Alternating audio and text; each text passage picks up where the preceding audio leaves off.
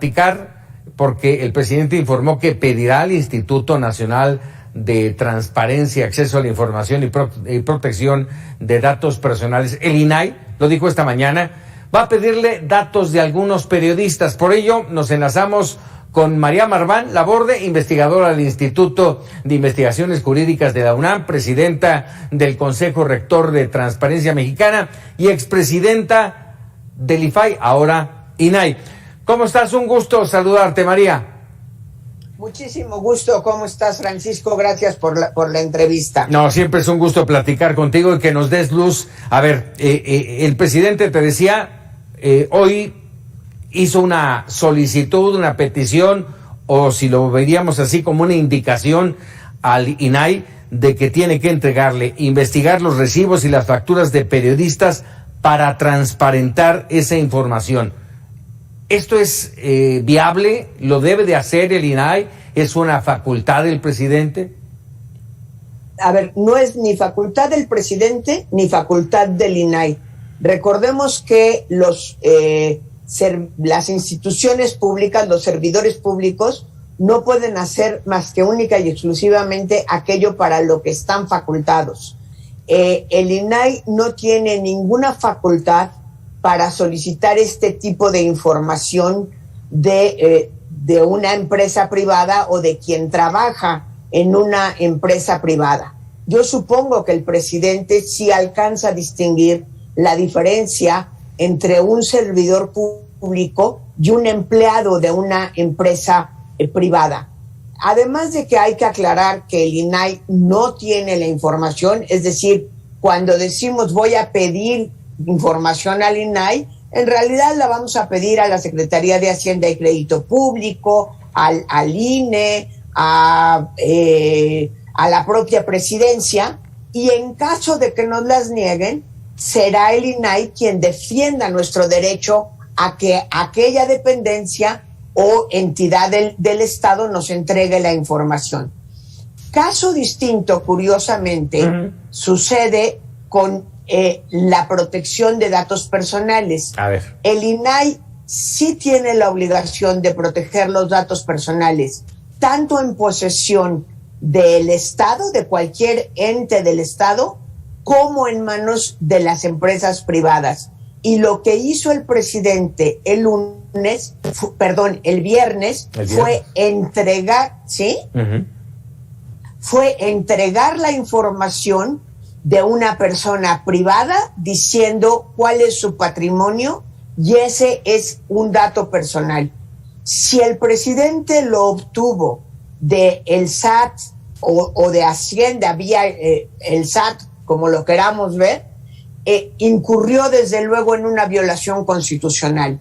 Si lo obtuvo, como él dice, de un privado que se la hizo llegar, él incurrió en una violación constitucional al haberlo hecho público a través de la conferencia del viernes por la mañana, y además está encubriendo a la persona física o moral que le dio esta información, y él tendría la obligación, porque esa es la obligación de los servidores públicos, de denunciar frente a la Fiscalía General de la República de una violación constitucional que significa un delito. Un servidor público que conoce de un delito, que sabe quién fue el delincuente, tendría que poner la demanda correspondiente, la denuncia correspondiente en la Fiscalía General de la República.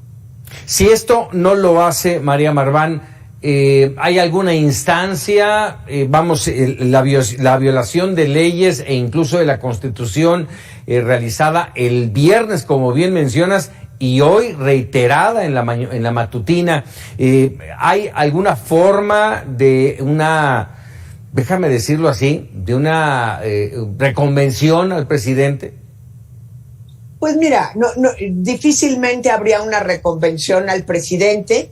Al presidente solo se le puede juzgar a través de un juicio político. Creo que no vamos a llegar a eso, pero sí hay que reconocer que ha recibido una condena de la opinión pública de una gran parte de la opinión pública. Evidentemente no va a ser el 100%, jamás va a ser el 100%, pero sí no hay que perder de vista que está violando la Constitución al hacer públicos esos datos y al tapar, permíteme usar esa expresión tan fuerte, a quien le entregó esos datos. El presidente no es un periodista que pueda proteger sus fuentes. No estamos hablando de un periodista que está haciendo ejercicio del periodismo. El presidente habla como hombre de Estado desde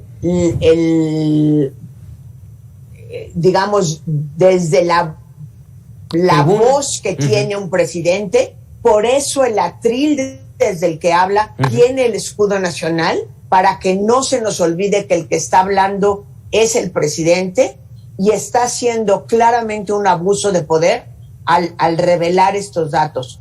Creo que está tan preocupado por este reportaje que cada vez que nos quiere distraer la atención o cada vez que quiere aclarar, la verdad es que enreda más el asunto y se convierte en algo todavía más complicado. A ver, ahora que mencionaste el tema del reportaje, María Marván, cuando hablamos de un conflicto de interés, hace 18 días que apareció el reportaje, se hablaba de presunción de un conflicto de interés.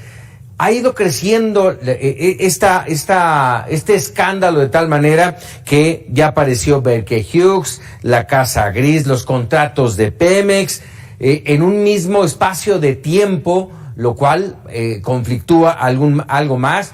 Se hablaba al principio de 150 millones de dólares. Hoy se está hablando, de acuerdo a investigaciones de Penilei Ramírez, la periodista de Univisión, se está hablando de 343 millones de dólares. Es una revelación que hizo Mexicanos contra la Corrupción y Latinos. Y bueno, hoy han aparecido que no se encuentra la oficina de Key Partners en Houston, que no existe, que el hijo del presidente no está dado de alta, registrado en las barras de abogados en Estados Unidos. Vamos, es una situación que va creciendo, María. Es una cuestión que va creciendo, y por eso insisto, mientras más ha querido el presidente generar un distractor o salir del escándalo, ha ido empeorando el tema. Hay un autor norteamericano que se llama Thompson, que tiene un libro que se llama El escándalo, está traducido al español, y dice que los escándalos políticos de corrupción, es decir, los que combinan estos dos elementos, también habla, por cierto, de los escándalos políticos sexuales. La primera respuesta que se da desde el poder es definitoria para matar un escándalo o hacerlo crecer.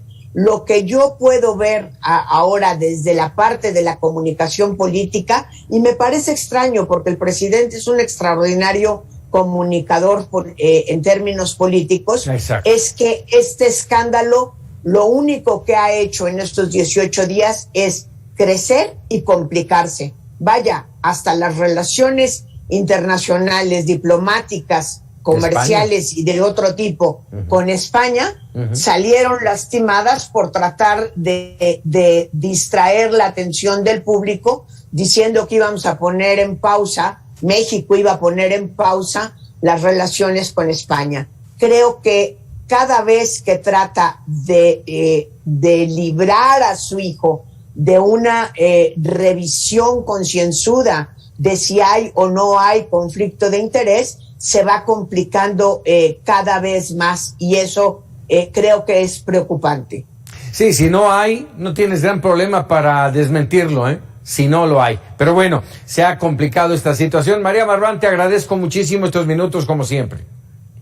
Muchísimas gracias, Francisco. Muy buenas noches a ti y al auditorio. Muchísimas gracias, María Marván, académica e investigadora y presidenta del Consejo Rector de Transparencia Mexicana.